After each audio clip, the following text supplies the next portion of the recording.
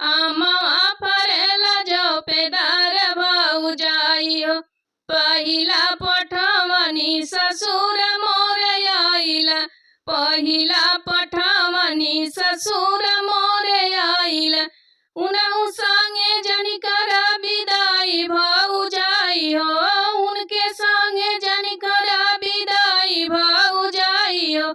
आमवा फरेला झोपेदार भौजाई हो, आमवा फरेला झोपेदार भौजाई हो।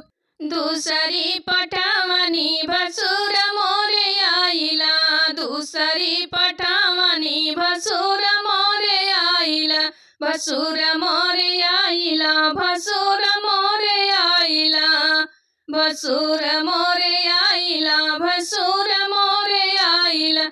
उनहु संगे जनी कर विदाई भौजाई हो, उनहु संगे जनी कर विदाई भौजाई हो। आमवा फरेला झोपेदार भौजाई हो, आमवा फरेला झोपेदार भौजाई हो।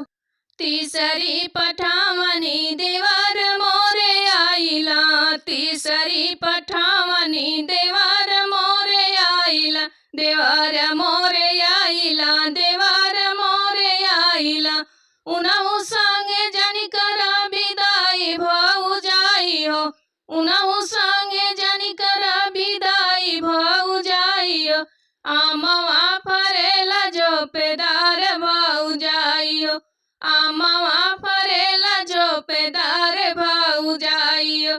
चौथी पठवनी बलम मोर आइला, चौथी पठवनी बलम मोर आइला, बलम मोर आइला, सजन मोर आइला।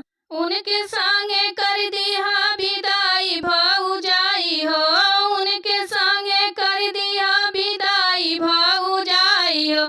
आमवा फरेला झोपेदार भौजाई हो, आमवा